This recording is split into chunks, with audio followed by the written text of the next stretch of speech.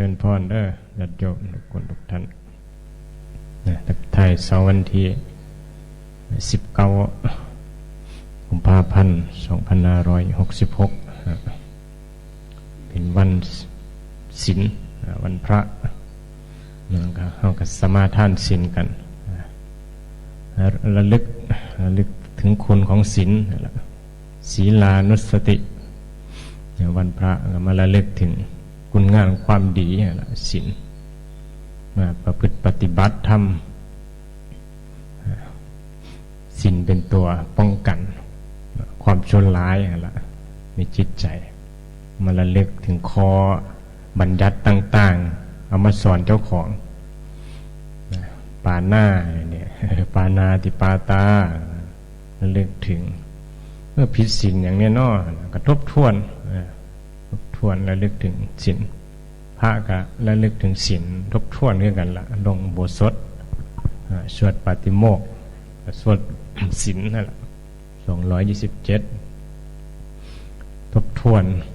ความบกพร่องความบดีแก้ไขไปมันก็มีแนวดีแนวไม่ดีเกิดขึ้นในจิตใจของปุถุชนคนมีกิเลสนั่นแหละนั่นเขาก็ต้องอาศัยตัวนี้แหละศีลต่างๆที่พระพุทธเจ้าบัญญัติขึ้นมาเป็นตัวซ้อยให้อยู่ในศีลในธรรมให้อยู่ในความงามความดีเป็นสิ่งที่ดีก็นำพาให้เราไปสู่หนทางที่เป็นสุข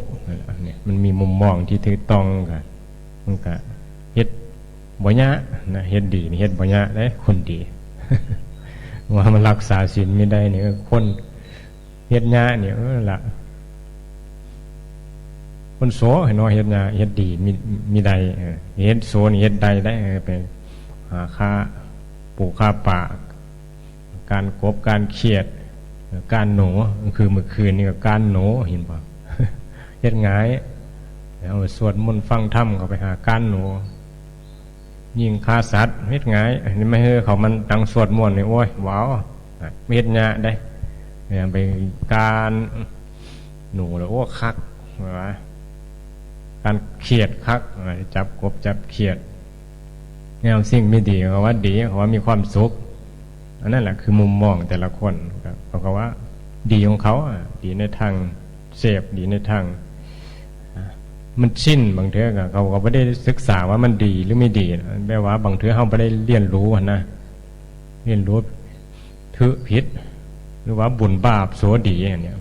มันก็เลยลงไปว่าโสนั่นแหละดีคือคำที่เขาเว้านั่นแหละทำดีได้ดีมีที่ไหนทำชั่วได้ดีมีถมไปเฮ็ดโสไปว่าเขาขึ้นล้ำรวยนะเรื่อยคัดแย้งตัวคำสอนพระพุทธเจ้าถ้าเรามีความศรัทธาแล้วมันก็เฮ็ดดีไปนี่แหละเนื่อใดมันก็จะให้ผลสักมื้อนึงนั่นแหละมันมีเหตุปัจจัยที่เขาเฮ็ดมีดีมากอยู่แล้วบางเทื่อกันสลับซับเปลี่ยนกันไปในชีวิตในวัฏสงสารในการเวียนว่ายตายเกิดนี่มันเป็นบ่แน่นอนชีวิตเราเป็นสิ่งที่บ่แน่นอนถ้ายังอยู่ในกิเลสตัณหาอยู่มันก็สามารถที่ไปทำโสใดคิดไม่ดีใดอยู่นั้นถ้าตราบใดที่ยังมีเห็นทึยังมีเห็นทึคือมีเกิดสัมมาทิฏฐิในการที่จะละกิเลสนี่แหละมันก็สิมุ่งมาในทางการปฏิบัติธรรมละตัวตนละความโง่เขลาในจิตใจมันเป็นหนทางว่าจักการเวียนว่ายตายเกิดถ้าเรายังอยู่ในวงเวียนของการเวียนว่ายตายเกิดมันก็ยังมีผลกันที่สิต้องเฮ็ดบุญเฮ็ดบาปอย่างละมันเป็นกรรมให้ละนี่แหละอย่าให้เฮาพิจารณาเบิ่งเสพเสวยสุขนี่ก็มันก็ยังเป็นกรรมอยู่เป็นเวทนาสักว่าเวทนาละสุขเวทนาอยู่ในอารมณ์ที่พอใจอยู่แม้แต่พ่มชั้นพ่มนี่ก็ยังติดอยู่ในความสงบนี่ก็ยังบ่พ้นจากเวทนายังบ่ผ่านเวทนาล่ะเราก็สิได้ยินครูบาอาจารย์เพิ่นบ่ให้ปฏิบัติเนาะผ่านเวทนาผ่านหยังอันความหมายตรงนี้นะโอ้ยเราก็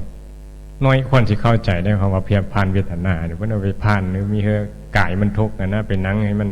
ผ่านบ่ให้มันปวดบ่ให้แขนขามันปวด อันเฮาสิเบิ่งดีๆมันมีแม่นดอกเพิ่นให้มาเบิ่งใจไปเบิ่งใจที่มันเห็นกายว่ามันทุกข์นะเพื่อที่บ่จะยึดมันถือมันบ่ได้แม่นว่าคือมันผ่านบ่ให้มันกายมันทุกข์จังใดมันก็ทุกข์อยู่แล้วก่อนกายนี่นะมันก็เจ็บมันก็แก้มันก็ตายอยู่แล้วมันบ่มีเพื่อผ่านได้ดอกกายร่างกายนี่นะพุทธเจ้ามันก็ยังตายยัง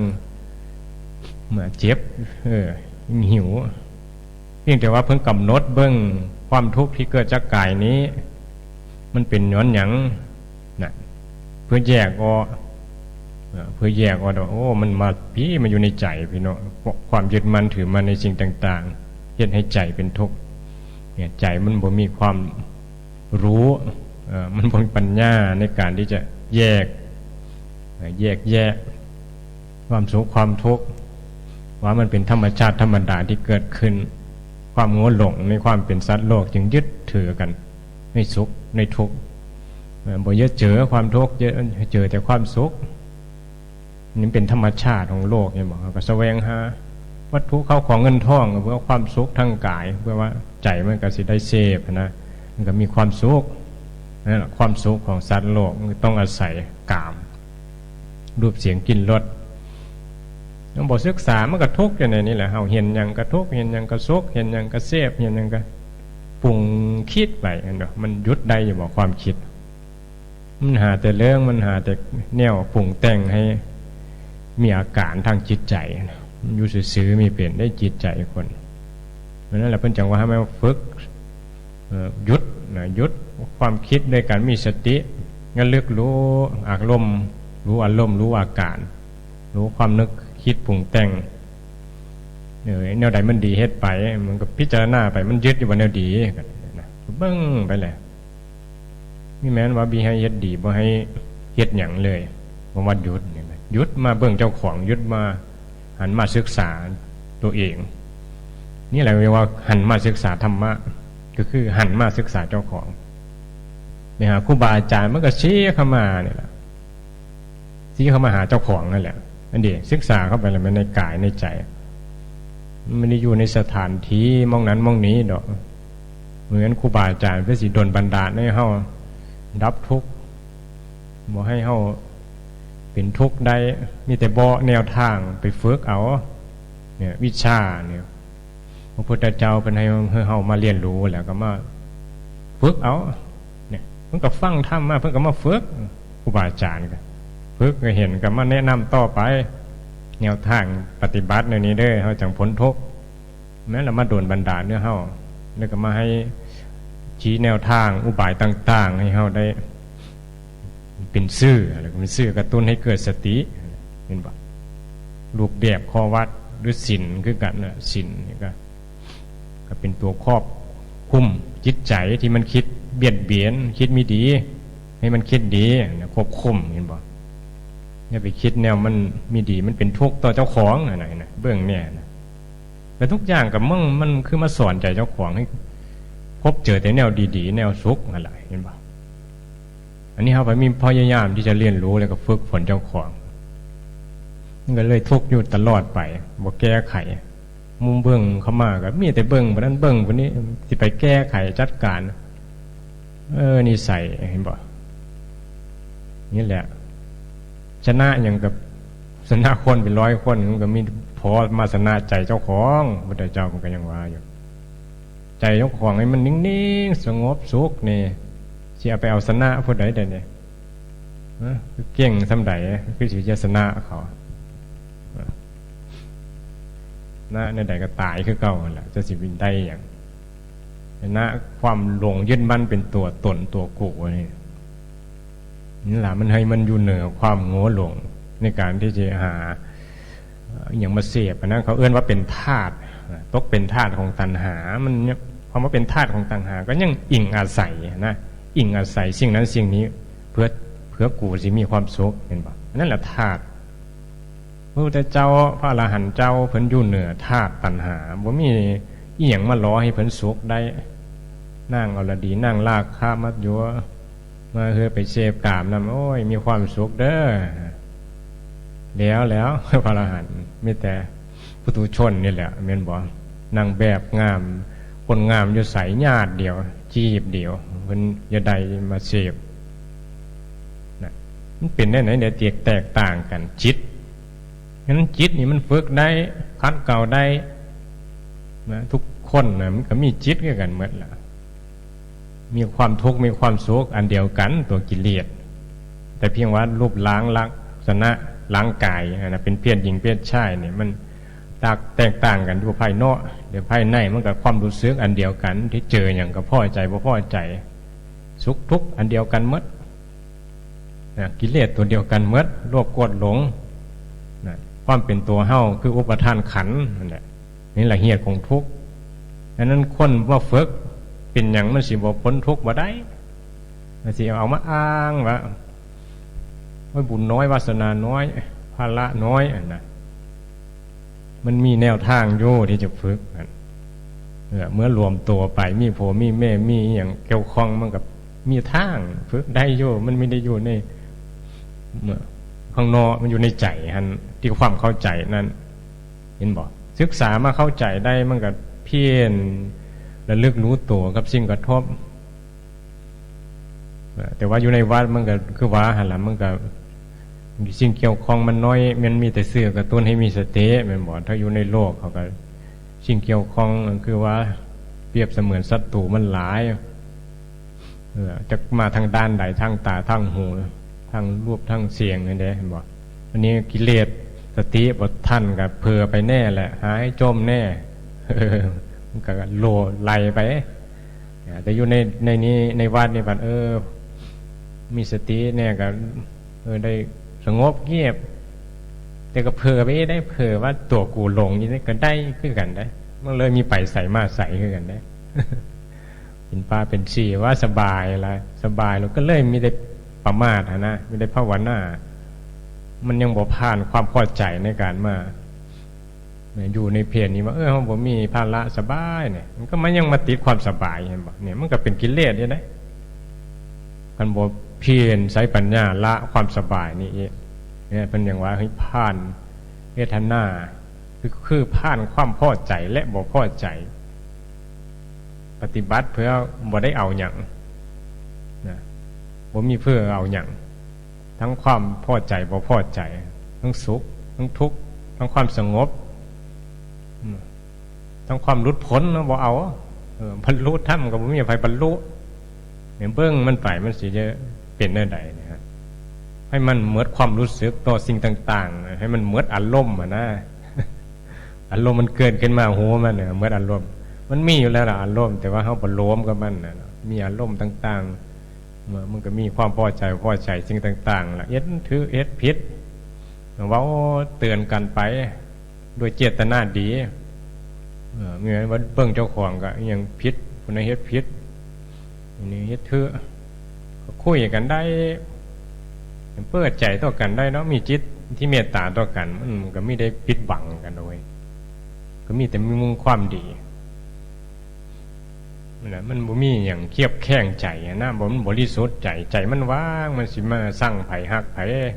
นั่นเพิ่นบริสุทธิ์ในครูบาอาจารย์เพิ่นน่ะเฮามันคิดเองดอกอุตุชนญาณเพิ่นนั้นญาณเพิ่นนั้นนี้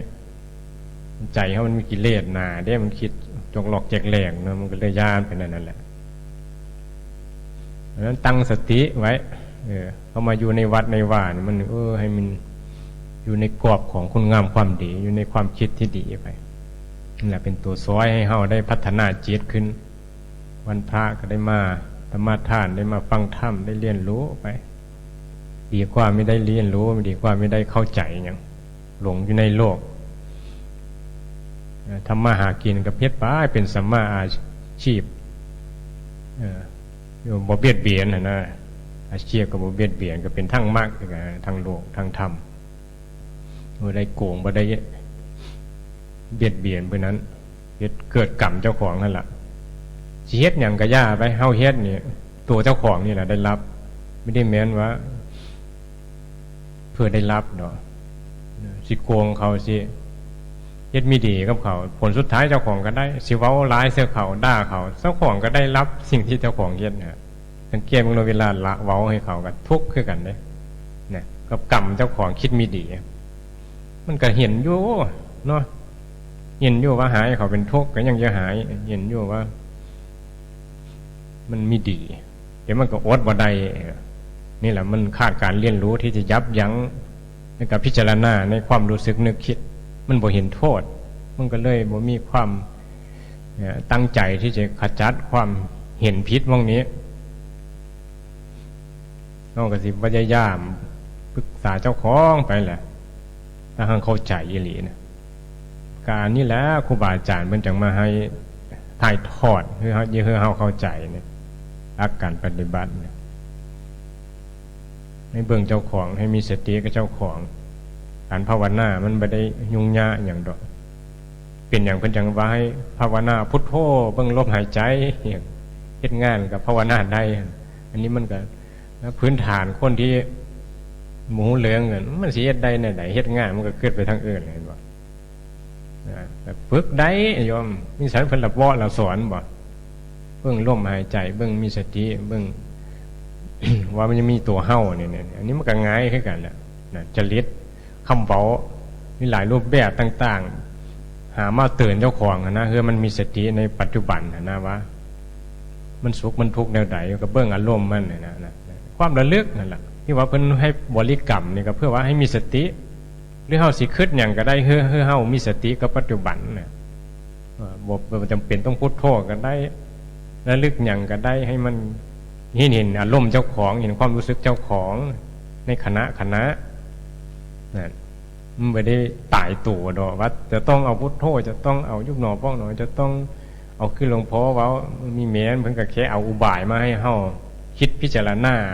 ว่าให้เฮามีสติในปัจจุบันโอ้อย่าหาเรื่องโอ้คำนี้มันก็มันคือเฮามีสติคือมันหาเรื่องนี่มันคือมีตัวเฮาอ่ะนะมีเฮาหาเรื่องมีทุกข์เนี่ยมันเดียวกันก็พุทโธนั่นแหละก็คือเฮามีสติแล้วต้องหูโตแล้วล้างจานไปหลุดหน้าบูดหน้าเบี้ยวไปโอ้มันมีขู่บ่พอใจขึ้นมาเนี่ยมันก็มีสติโอ้นี่เนาะบ่เข้าภาวนาเพิ่นว่าภาวนาคือภาวะอาการของจิตภาวะจิตสภาวะจิตสภาวะธรรมนั่นล่ะในขณะเนี่ยที่มันเกิดขึ้นเนี่ยเฮาเห็นมันแล้วนั่นแหละการเห็นนั่นแหละเห็นอารมณ์เห็นจิตนั่นแหละคือเห็นด้วยปัญญาแล้วเห็นความจริงแล้วว่าบ่แม่นเฮาแล้วเนี่ยปัญญาในทางธรรมนั่นแหละเพิ่นว่าเห็นสังขารทั้งหลายบ่เที่ยงเห็นเป็นตามความเป็นจริงคือบ่แม่นตัวตนเฮายึดมั่นถือมั่นหยังบ่ได้แม่นบ่ในแต่ละมื้อแต่ละเงียนเฮ็ดหยังมาก็ดับไปเจ้าสิหายไผมาเจ้าสิมีความสุขกับไผมันก็ผ่านไปดับไปนี่ก็มานั่งอยู่นี่กันดับไปอยู่คณะนี่ก็ได้สิสุขสิทุกข์หรือสิเฉยๆมันก็ดับไปนี่เอิ้นว่าเวทนาทุกข์หรือสิสุขหรือสิเฉยๆมันก็ดับเดี๋ยวยึดมั่นถือมั่นบ่ได้เพียงมีสติมาระลึกรู้ความเป็นจริงในปัจจุบันเนี่ยการปฏิบัติเฮ็ดหยังก็มันก็เห็นตามความเป็นจริงได้เฮ็ดงานไปหน้าที่เนี่ยแน่นอนแล้วมันก็หลงธรรมดาล่ะเพราะมันเคยชินกับการมีตัวตนต้องฝึกแหละเนาะฝึกมันก็ทุกข์กว่านี้แหละหรือบ่เยอะทุกข์บ่หรือบ่เยอะทุกข์เยอะผลทุกข์หรือเยอะทุกข์ต่อไปเนี่ยแม้นโอกาสง่ายได้เฮาสิได้มาเจอคำสอนที่ว่าสิให้เฮาได้เข้าใจแล้วก็ฝึกปฏิบัติมาหูแล้วก็เสยเตยเว้ยอยู่บ่สนใจนี่แหละก็ตัวภัยตัวมันคือครูบาอาจารย์เพิ่นว่าแล้วมันก็สวยได้แค่บ่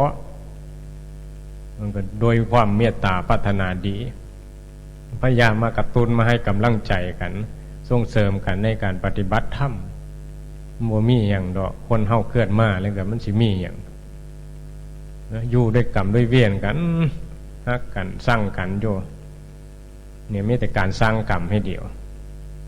ก็ย้อนบ่หันมาเบิ่งเจ้าของย้อนบ่ได้มาศึกษาธรรมะคำสอนพระพุทธเจ้ามันก็เลยเกิด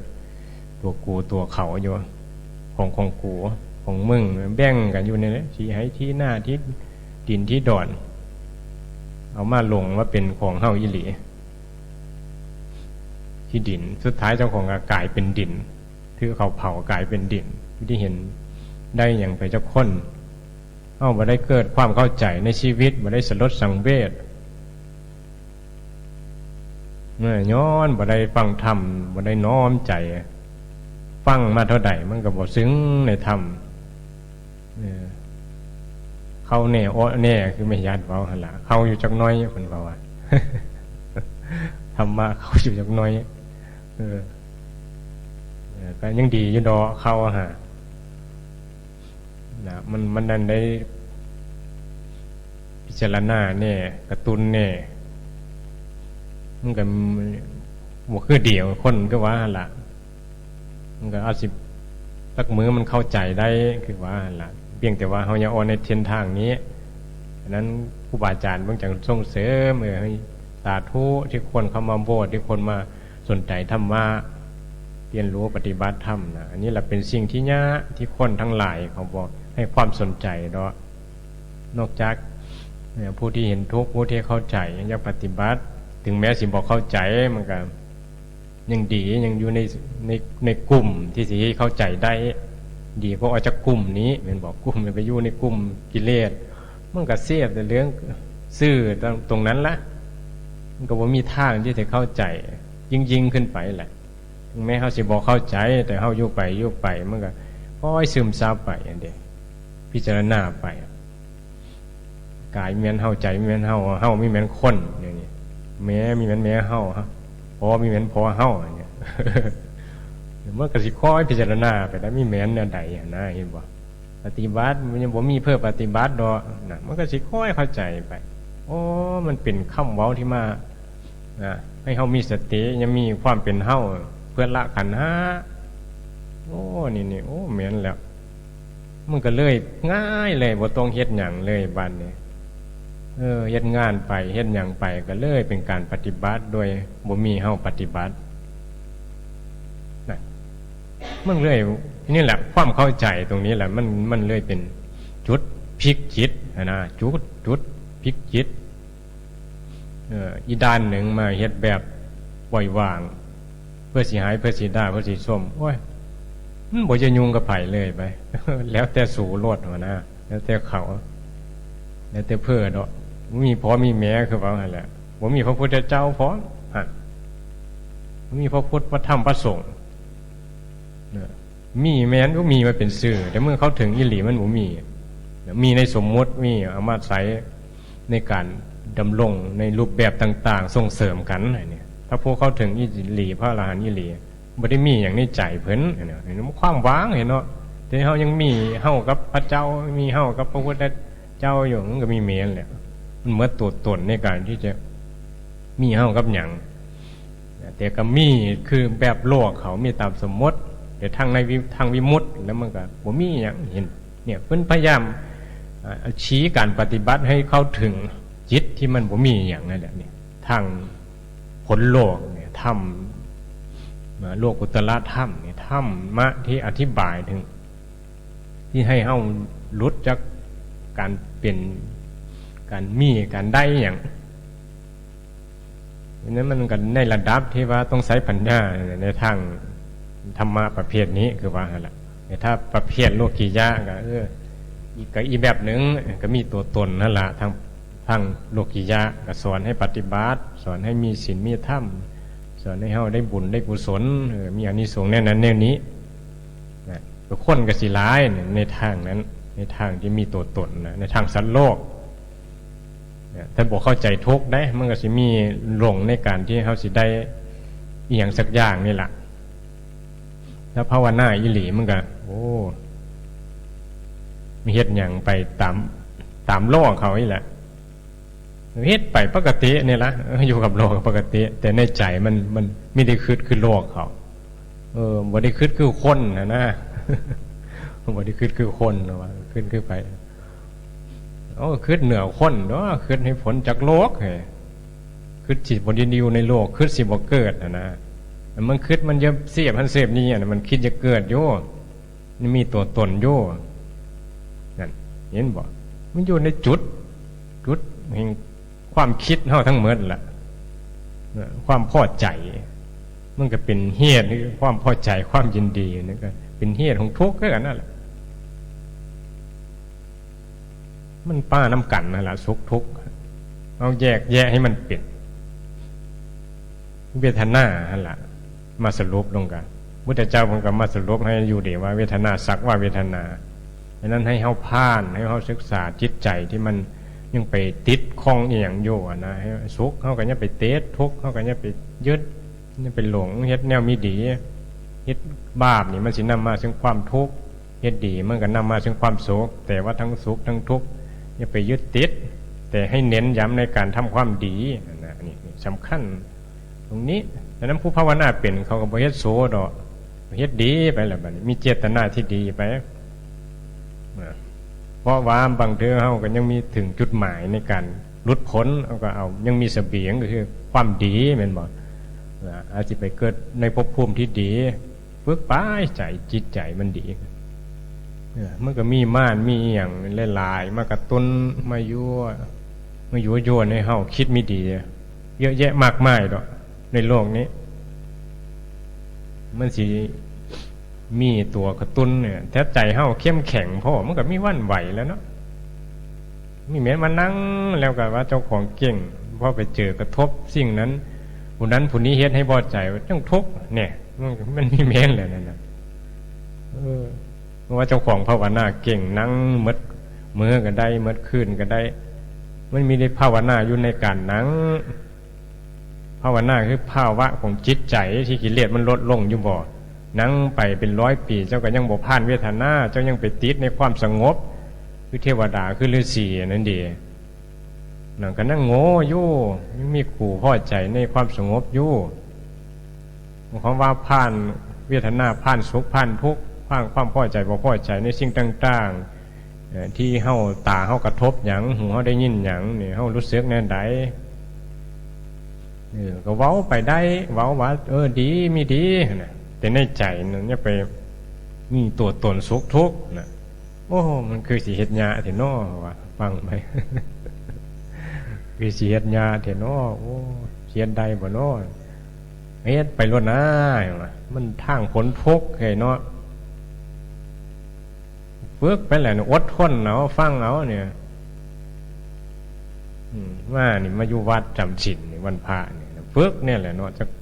วันพระมาจาก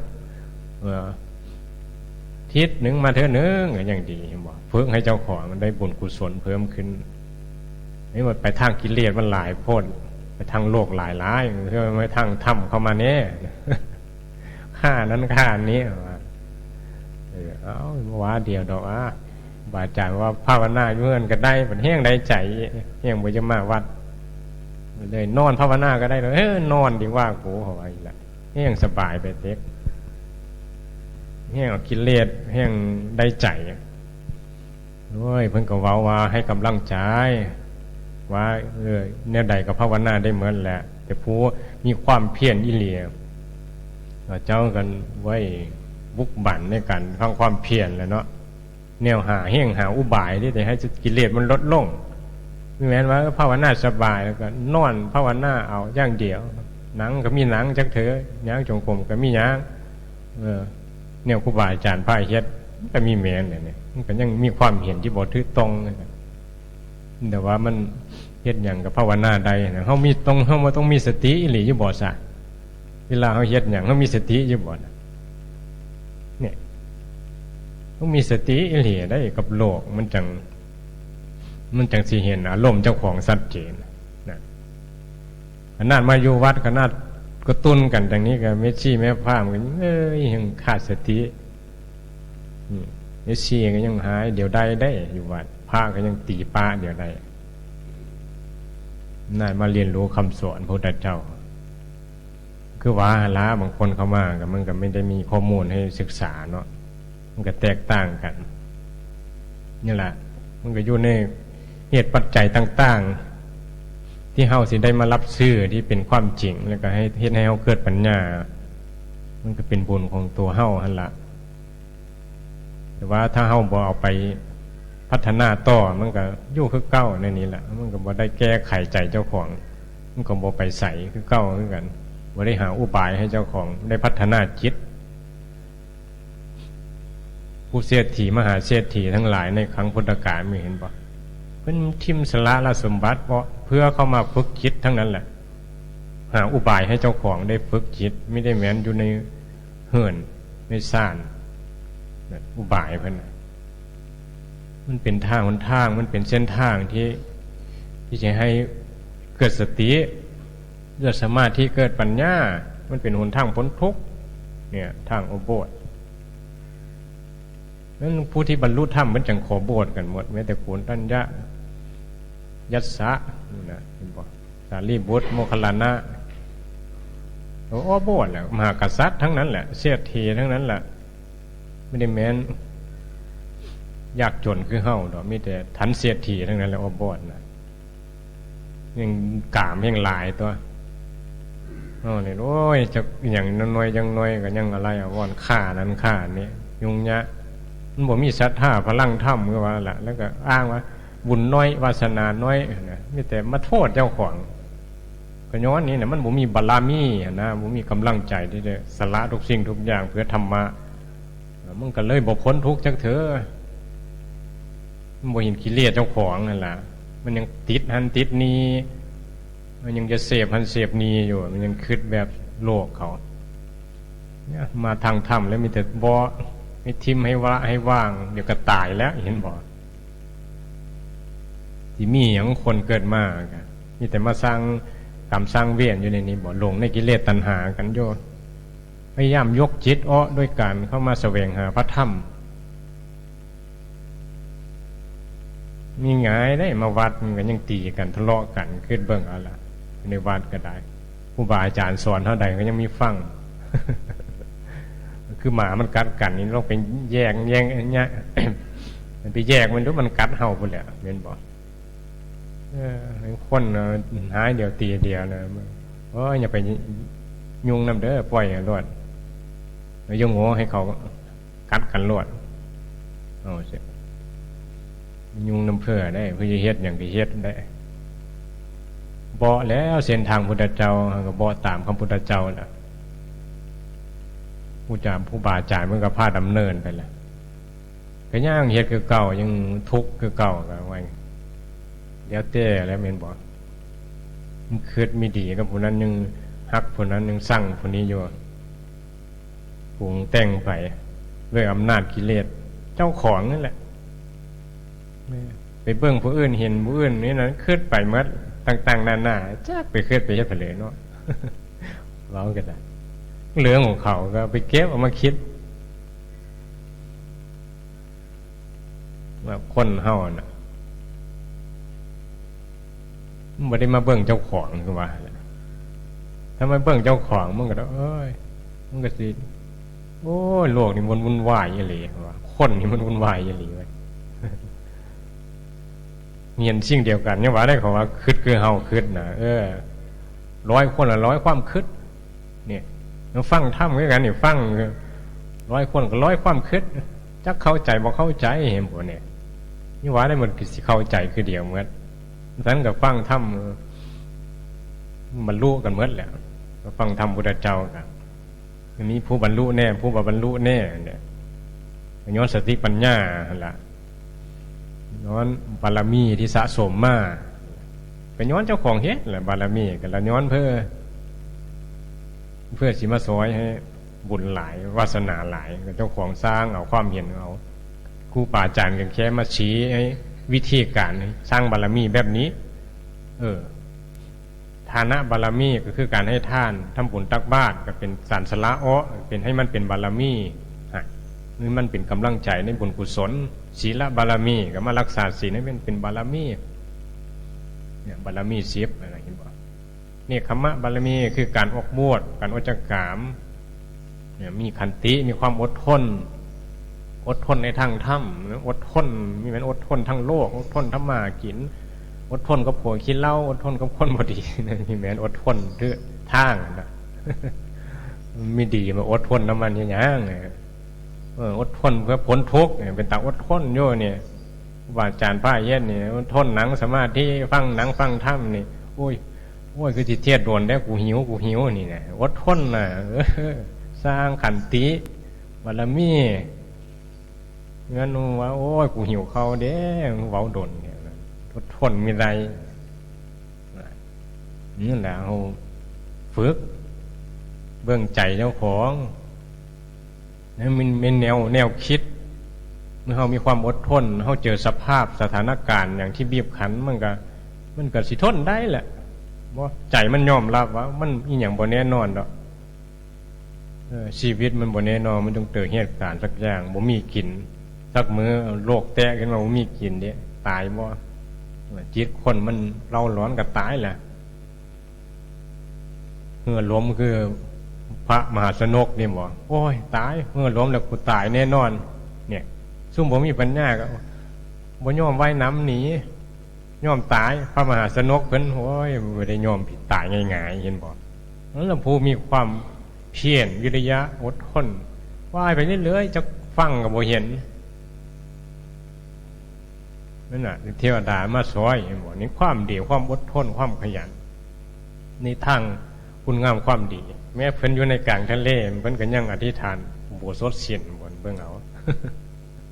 มันยังรักษาศีลอยู่ยอมตายเพราะธรรมะ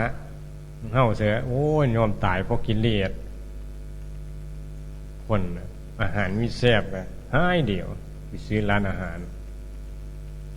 เสื้อผ้าก็ญาติเดียวไปแย่งเสื้อคนนี้ตัวงามกูเอาก้อนมึง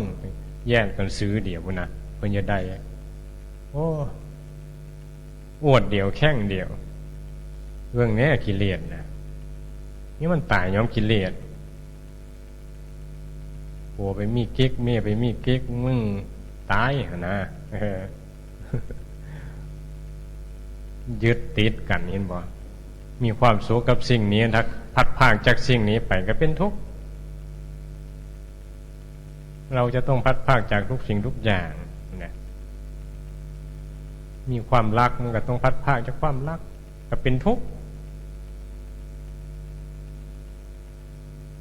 ฉะนั้นอย่าเฮ็ดอย่างเป็นที่รักพระพุทธเจ้าเพิ่นว่า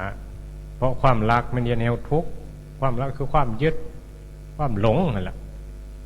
ฉะนั้นก็อยู่กันแบบแนวใดบ่ยึดอยู่ได้ด้วยความเมตตาสงเคราะห์กันผู้เมตก็อยู่ด้วยความเมตตาสงเคราะห์กันเนี่ยความรักทางพุทธศาสนาเมตตากรุณามุทิตาอุเบกขาคือพระพุทธเจ้าเพิ่นฮักนี่ละเพิ่นก็มักเฮาได้ฮักสัตว์โลกสงสารนี่ความรักนี่คือเยอะผลทุกข์ทุกพ่อแม่มักลูกก็ให้ลูกมีความสุขแม่นบ่เห็นฮักแบบมีกามทะลุได้ดีมีสุขกูก็มีความสุขนำอันนี้มันฮักไปด้วยกามแต่พระพุทธเจ้าเพื่อได้มีความสุขก็เสยน่ะทุกข์ก็เสยเพื่อมีฟังก็เสยเพื่อปฏิบัติตามก็เสยน่ะนั่นจิตเพิ่นแบบบริสุทธิ์น่ะเนี่ยเราลองฝึกเบิ่งแหละสบายเนื้อสิเป็นเนื้อเรื่องกันได้แต่ก็บ่แนะนำในทางที่ดีในทางธรรมในทางคำสอนพระพุทธเจ้านี่เฮามาเบิ่งตัวอย่างมหาบุรุษตัวเดินตามเพิ่นตัวมันไปเดินตามผู้ใดซะเดินถามทางพ้นทุกข์ตัวเนาะเนี่ยมันดีพิจารณาเอานั่นแหละอยู่ในสติปัญญาเจ้าของนั่นแหละจิตมาหูใดก็ต้องมีธรรมะที่เราได้เรียนรู้เนี่ยแหละผู้มือมันก็หลายอยู่ทางโทรศัพท์จึงว่าเฮานี่โอ้บุญหลายนั่นแหละฟังไปมันก็ได้แง่คิดได้มุมมองให้เกิดปัญญาได้หลายพิจารณาไปมากมันโอ้เบื่อหน่ายโลกเด้ว่ะมีแต่ทุกข์เบื่อผัวเบื่อลูกเบื่อเมียจมเปลี่ยนโพดว่าไปบวชดีกว่าเนี่ยบางคนก็บ่เห็นนะบ่เห็นทุกข์เมียทิมเมียป้าก็คือเก้าทุกข์คือเก้านั่นแหละว่าทำไมฟังก็เซ้ยเตยเว่ยยิ้มแห้งๆอยู่อันเดียวขี่รถกายเมื่อกี้ยิ้ม แม่มาบวชแม่โอ้ยแล้วแหละอายนี่ก็ได้นะไม่ได้เข้าใจง่ายๆได้ผู้มีปัญญาไม่ต้องบ่เนี่ยเหมือนบ่ครูบาอาจารย์มันมีแต่อย่าบวชเฮาแล้วโอ้ยอย่าสิก ผลผลจะบวชเฮาเลยโอ้ยมันบวชแน่ยอมนะโอ้ยไม่ขน้อยบ่ได้ดอกนะอย่างย่าอีหลีว่าโอ้ครูบาอาจารย์เพิ่นเลยโอ้ยมึงบวชแล้วมึงอย่าสึกนะคือหลวงพ่อโอ้ยมันแห่งสาธุนะนั้นล่ะผู้มีธรรมะในใจมีบารมีในใจเราก็ต้องสร้างเมื่อมันเต็มมันบ่จะอยู่ในโลกดอกยินบ่คือเด็กน้อยเกิดมา5 ขวบสวดมนต์ก็เป็นรับตาบัดเห็นแต่ทุกข์มันอย่าแต่โบดอย่าโบดเห็นบ่เฮาละโว้ยมันบ่ได้อาศัยบุญบารมีมันก็ซื่ออยู่บางคนแห้งนักแห้งบ่สนใจทำบุญตักบาตรเห็นบ่แห้งนักเอาเปรียบเทียบให้เบิ่งเห็นบ่ว่าเนี่ยมันก็ต้องสร้างเอาเองบุญบารมีบ่มีเพิ่มมาเฮ็ดให้เฮาดอกดังนั้นเข้ามาแล้วก็ครูบาอาจารย์ให้กำลังใจสักส่วนในทางที่สิเกิดบารมีกับเจ้าของบ่แม่นว่าเพิ่นได้ดีมีเปลี่ยนหยังดอกครูบาอาจารย์น่ะเพิ่นจะสอนโตเฮาล่ะได้หยังได้พัฒนาจิตไปในทางที่ทึในทางที่บ่ทุกข์ในทางที่เข้าใจในคำสอนพระพุทธเจ้าแม้สิมาได้ดีมีเปลี่ยนหยังสิได้หยังสุดท้ายก็ตายเหมือนทุกคนมาหายมาสร้างมาเอาหยังเส้นทางพระอริยเจ้าเส้นทางพ่อแม่ครูบาอาจารย์เพิ่นพาปฏิบัตินี่แหละเฮาก็ศรัทธานี่แม้ศรัทธาให้มันถือศรัทธาแบบปัญญาเนี่ยโอ้สิน้อมคำสอนไปปฏิบัติเฮ็ดสอยเหลือกันไปทางโลกเนี่ยตั้งใจก็ให้มันหลุดพ้น กายนี่ให้มันอยู่ในโลกกายนะใจแต่ให้มันพ้นโลกนี่คือมันติดโลกใจนั่นกายมันอยู่นี่มีอย่างกินไปตามอาการของมันใจเนี่ยไปยึดติดโลกยึดผู้นั้นยึดผู้นี้สร้างผู้นั้นฮักผู้นี้เนี่ยฝึกเนี่ยตัวจังบททุกเนี่ยมันบอกว่าวิชาพระพุทธเจ้ามีความรู้อยู่เนี่ยเอามาอธิบายกันยังมีเข้าใจนึงคิดเบื้องเอาแหละว่ามันกิเลสมันหนาจำได้เบื้องเอาเด้อเว้าให้กิเลสนั่นละไม่ได้เว้าให้ไผ่ดอกได้ไปมาพิจารณาเบื้องเจ้าของนี่แหละเฮ็ดให้เจ้าของทุกข์เองบ่มีเพื่อเฮ็ดให้เฮาทุกข์ดอกผู้อื่นเขาก็อยู่ของเขาความบ่พอใจเฮาความพอใจเฮาสร้างความเห็นของเฮาเองเนี่ยพระอริยเจ้าเพิ่นเห็นแบบใดเนี่ยก็เบิ่งมันจิล่ะเพิ่นคือบทวุ่นวายเดือดร้อนหยังกับหยังในโลกนั่นแหละเพิ่นฝึกดีแล้วใจเพิ่นฝึกดีแล้วนั้นให้เฮาไปพิจารณาเบิ่งเอ้าสมควรละเอาธรรมะ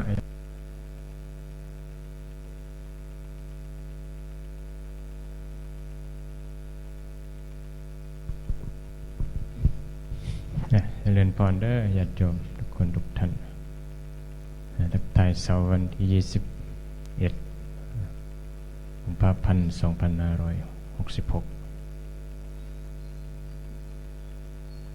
อ่านใบปรณาก่อนโมทนากับนางสุวรรณาภาอินทร์บ้านคึมปัจจัย500 บาทให้บิดามารดาพร้อมครอบครัวโมทนาสาธุโมทนากับนายทองใสทำบุตรบ้านแก้งปัจจัย100 บาทโมทนาสาธุโมทนากับนายหรือนายเนี่ยนายเพชรแสนมณีบ้านแก้ง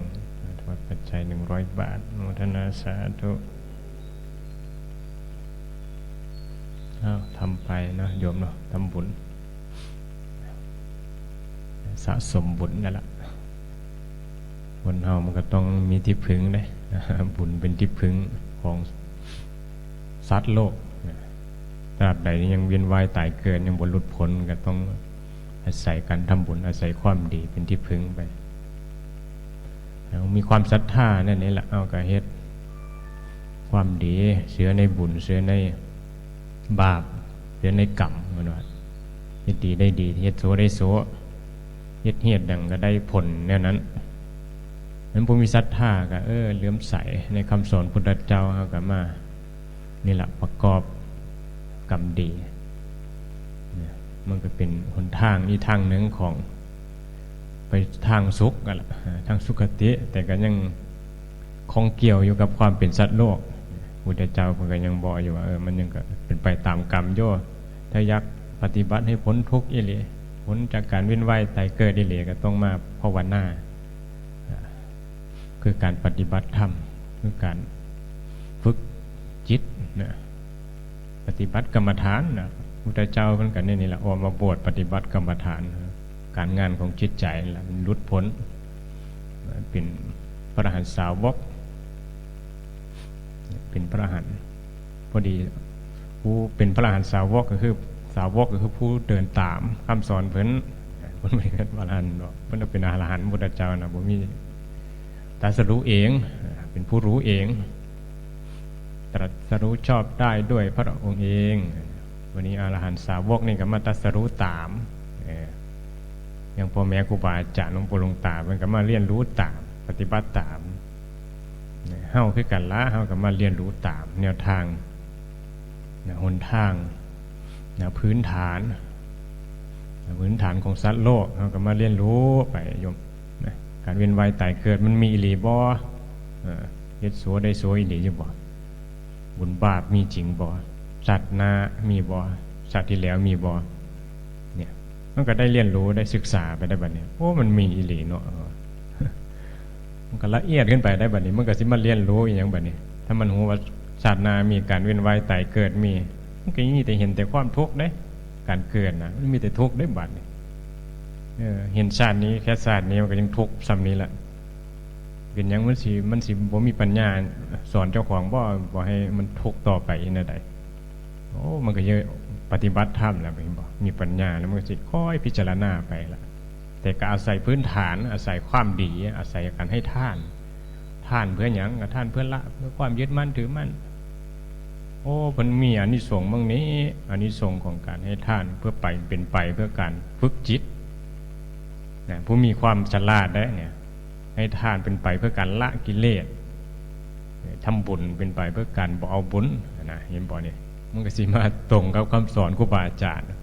ว่าทำบุญละกิเลสทำบุญบ่เอาบุญเพราะเป็นการภาวนาเหมือนทำบุญบ่ให้เอาบุญว่าบ่ได้บุญแล้วก็ความว่าสัตว์โลกเนี่ยใดมันก็ต้องยังมีอกิเลสนะโยมมีกิเลสมีตัวยึดมีตัวเสพมีความหลงมีการหลงว่าเป็นตัวตนอยู่นะมันยังมีกิเลสอยู่เฮาบ่มีกิเลสมันก็คือจิตว่างบ่เป็นพระอรหันต์เท่านั้นแหละ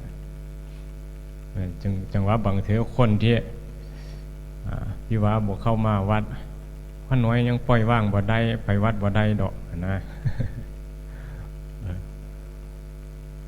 บ่เข้าใจว่ามาวัดก็นี่ละก็มาปล่อยว่างมันเพื่อละปล่อยว่างได้อยู่ทางโลกมันบ่เข้ามาวัดก็บ่มาเรียนรู้ศึกษาวิธีการปล่อยว่างมันก็ยึดอยู่แต่ทางโลกอยู่แล้วมันปล่อยว่างได้มันก็ความหมายคือเป็นพระอรหันต์เท่านั้นตัวมันปล่อยว่างได้เจ้าละท่าคือเจ้าปล่อยว่างได้เจ้าจังเข้ามาวัดบ่มีทางมันก็มีแต่การยึดอยู่หั่นแหละกันมันปล่อยว่างบ่ได้แล้วมันยึดมันยังโง่อยู่หั่นแหละก็มาวัดมาละมาศึกษาวันพระมาละมือหนึ่งเฮ็ดได้มือหนึ่งอยู่บ่เนี่ยบางคนเฮ็ดบ่ได้แม้แต่ทำบุญตักบาตรนึงเฮ็ดมีได้คิดเบิ่งสิละสิว่างอย่างได้แม้แค่การสละวัตถุเข้าของให้ผู้อื่นก็ยังเฮ็ดไม่ได้เมื่อเอาเข้าให้มาก็ยังขี้หนีแต่นี่ที่เหนียวแม่นบ่มันปั้นเดียวก็พอนั่นน่ะมันมีความเอื้อเฟื้อเผื่อแผ่ต่อสิ่งต่างๆมีเมตตาบ่มีความสงสารเดียวเห็นสิละกิเลสยังได้แม้แต่บาปหยาบยังละมีใดไปแม้ถามหายนิพพานนี่หยังเห็นบ่โซความคิดบ่ดียังในใจยังละมีใดอย่าไปนิพพานนโมไปได้แนวใดยังฆ่าสัตว์ยังด่ารู้ด่าโผอยู่แล้วพัดโอ้ยเขาน้อยจะไปนิพพานมันไปได้แนวใดโซเนื้อใจยังละมีใดน่ะแต่เข้ามาวัดนี่ก็ยังมาเบิ่งเดียวจงจับผิดเดียวแล้วไปนิพพาน ฟังเทศน์แล้วไปนิพพานแต่ใจมันคุ้นมัวอยู่นั่นแหละบอกเข้าใจธรรมะเห็นบ่ นี่ได้หนึ่งเว้าให้คิดได้เนี่ยไม่ได้ไหมว่าเว้าให้เฮาเว้าเดียวเว้าให้กิเลสมันนะทุกคนมีกิเลสแม้แต่ผู้เว้านี่ก็มีกิเลสเหมือนกันนั่นแหละหูเรื่องอย่างเรื่องธรรมะในทางโลกโลกนี่มันมีแต่การหลงไปกับสิ่งพอใจบ่พอใจเห็นบ่เดี๋ยวมาเฮามาศึกษาทางธรรมนี่เพิ่นให้มาละความพอใจและบ่พอใจทั้งสองเลยพอใจก็อย่าไปยึดบ่พอใจก็อย่าไปเอามันพอใจหยังสังเกตเบิ่งใจก็ยังเพิ่นบ่ให้ยึดเนี่ยแม้แต่บุญบ่ให้ไปยึดก็คิดเบิ่งเอาเห็นบ่อยู่เหนืออีกแต่เฮาก็ต้องอาศัยนี่แหละให้เดินทางมาทางที่ดีมันเป็นพื้นฐานของการร่างใจที่ถูกต้องแล้วถ้าใจมันยังคิดไม่ดียังมันก็ยังมีถูกต้องในทางคุณงามความดีแหละเห็นบ่แล้วผู้มีคิดดีมันก็ว่ามันก็ยังบ่อยู่เด้การไม่ทำบาปทั้งปวงการบ่ทำบาปทั้งปวงก็หมายถึงความคิดนั่นมันล่ะความคิดบ่ดีนะมันนี่แม่นว่าบ่เฮ็ดอย่างนั้นเฮ็ดอันนี้ผิดกับเฮ็ดอย่างนั้นเฮ็ดอันนี้ก็เพื่อสิมาสอนจิตที่มันคิดมีดีนี่ให้ประคับประคองจิตที่มันคิดมีดีให้มันคิดดีเป็นก็เพียรน่ะเด้เพียรระวังความคิดไม่ดีอย่าคิดไม่ดีแล้วเพียรคิดดีเห็นบ่ถ้าคิดบ่ดีเกิดขึ้นก็ละมันอย่าไปน้อยใจเพราะว่ามันเผลอไปคิดขาดสติไปสร้างคนนั้นไปโกรธคนนี้คิดไม่ดีได้หน่อยนี่เนาะมันทุกข์เฮาเนี่ยก็ละแล้วก็เพียรคิดดีเห็นบ่คิดดีแล้วก็เพียรรักษาไว้นั่นแหละความเพียรในทางธรรมเนี่ยเพียรทางจิตนี่แหละกรรมฐานอย่าไปคิดแนวมีดีนะนี่แหละเพียรกันไม่ทำบาปทั้งปวงนะเพียรรักษากายวาจาใจศีล